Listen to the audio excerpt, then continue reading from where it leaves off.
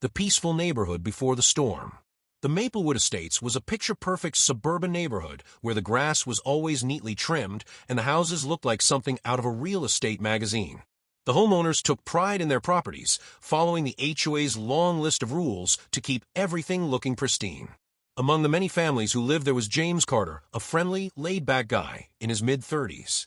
James had moved in a few years ago with his wife, Sarah, and their 2 kids, Ethan and Lily. Unlike some homeowners who took the HOA rules way too seriously, James preferred to keep things simple. He followed the rules when they made sense, but he didn't stress over minor details. James' kids were basketball enthusiasts, and their favorite thing to do after school was shoot hoops in the driveway. Wanting to encourage their passion, James bought a small, portable basketball hoop and placed it neatly at the edge of his driveway. It wasn't an eyesore, just a harmless piece of equipment that gave his kids hours of joy. For weeks, everything was fine. The kids played every evening, their laughter echoing down the quiet street. Some neighborhood kids even joined in, forming friendly little games that brought life to the otherwise dull evenings. But not everyone was happy. Enter Mr. Harold Thompson.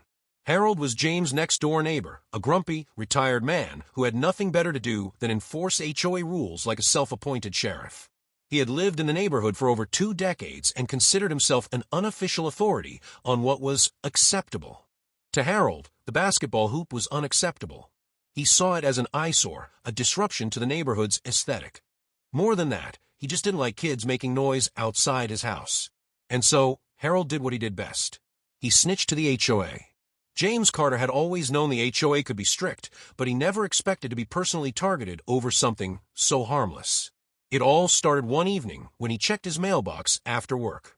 Among the usual junk mail and bills, one official-looking envelope caught his attention. The letterhead read, Maplewood Estates Homeowners Association Violation Notice. James furrowed his brow as he tore the envelope open. His eyes scanned the letter quickly, and his stomach twisted in annoyance.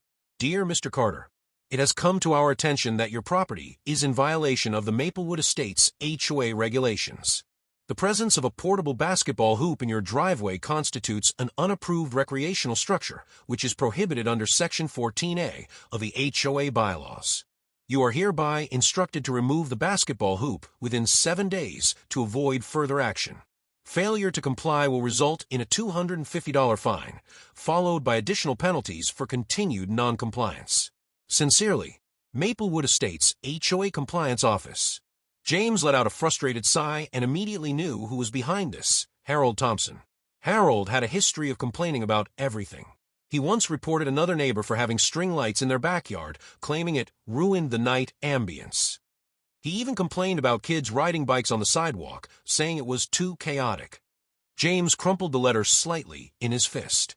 Are you kidding me? He muttered. Sarah, his wife, noticed his frustration. What's wrong? She asked, setting down her coffee. James held up the letter. The HOA is fining us over the kids' basketball hoop. Sarah's eyebrows shot up. What? That's ridiculous. It's just a hoop, not some giant structure. James nodded. And we both know who's behind this. Sarah groaned. Harold. Who else? James tossed the letter onto the counter. That night, James considered his options. He could remove the hoop and move on, but that felt unfair. His kids loved playing basketball, and it wasn't harming anyone, except Harold's overly sensitive sense of order. But if he ignored the letter, he'd get fined. The next morning, before heading to work, James decided to talk to Harold directly. Maybe, just maybe, there was a way to resolve this without escalating things. He walked next door and rang the bell. A moment later, the door opened, and there stood Harold Thompson, dressed in a pressed polo shirt and slacks, looking as smug as ever. James, Harold greeted with a fake politeness. James forced a smile. Morning, Harold. Listen, I got a letter from the HOA about my basketball hoop, and I'm guessing you had something to do with that. Harold didn't even try to deny it. Well, he said, I'm just looking out for the neighborhood. Rules exist for a reason, James. James clenched his jaw. It's just a basketball hoop, Harold.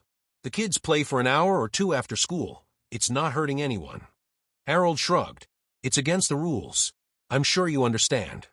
James took a deep breath, trying to stay calm. So, you're telling me you had no choice but to report it? Harold gave a thin smile. Exactly. James knew right then there was no reasoning with him. This wasn't about rules. It was about control. And that's when James got an idea. James Carter walked away from Harold's porch, his mind buzzing with thoughts. The self-satisfied smirk on Harold's face had been the final push James needed. If Harold wanted to play by the rules, then so be it. But James had a gut feeling that Harold wasn't as perfect as he pretended to be.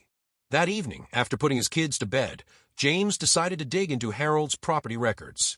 He logged onto the Maplewood Estates HOA website, where past approvals and violation notices were stored.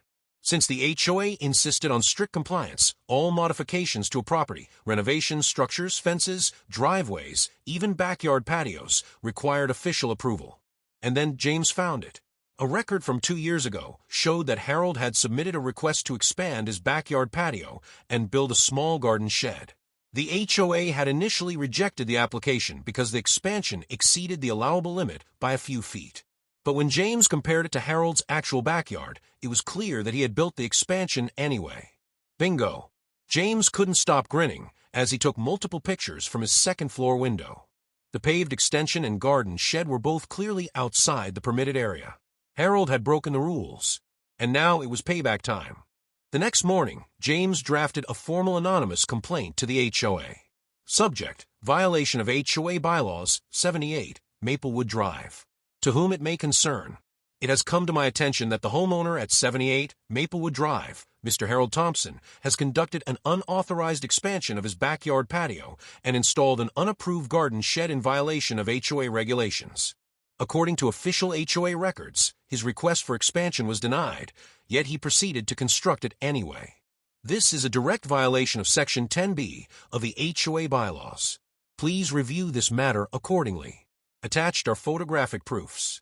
Sincerely, a concerned homeowner. After hitting send, James sat back in satisfaction. Now the waiting game began. A week passed. James went about his life as usual, and although he still hadn't taken down the basketball hoop, the HOA hadn't followed up. They were too busy dealing with Harold. Then, one afternoon, James spotted an official HOA vehicle parked in front of Harold's house. 2 members of the HOA knocked on Harold's door while he stood in the doorway, arms crossed, looking visibly irritated. James casually walked out to check his mailbox, pretending not to watch. But he could hear everything. HOA rep, Mr. Thompson, we've reviewed your property and confirmed that your patio expansion and shed are non-compliant with HOA regulations. Harold, defensive, that was built years ago. It's fine, no one ever complained. HOA rep, that doesn't matter. It was denied in your request, and it violates the property setback limits. You'll have to remove the excess portion of the patio and the shed within 14 days. Harold turned red. This is absurd. Who reported this? The HOA rep simply handed him a violation notice. We suggest you comply before fines are issued. Have a great day. As the HOA members walked away, Harold slammed the door so hard it shook the frame. James had to bite his lip to keep from laughing. Over the next 2 weeks, James watched with pure satisfaction as Harold struggled to comply with the HOA's demands.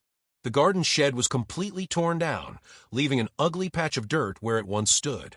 The patio had to be cut back, and James could hear construction noises as Harold paid thousands to undo what he had built. The best part, the HOA fined Harold $500 for the violation.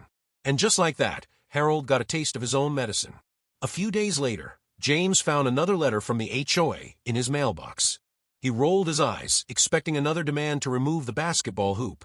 Instead, he was surprised. Dear Mr. Carter, after reviewing recent complaints and HOA regulations, we have determined that your basketball hoop does not constitute a permanent structure and is therefore not in violation of HOA rules. You are free to keep it as long as it does not obstruct any public pathways. Sincerely, Maplewood Estates HOA. James let out a triumphant laugh. Harold had tried to snitch on him, but in the end, it was Harold who got burned. That evening, James called his kids outside for a game of basketball. As the ball bounced against the driveway, he couldn't help but glance toward Harold's house. The curtains twitched. James smirked. Karma always comes back.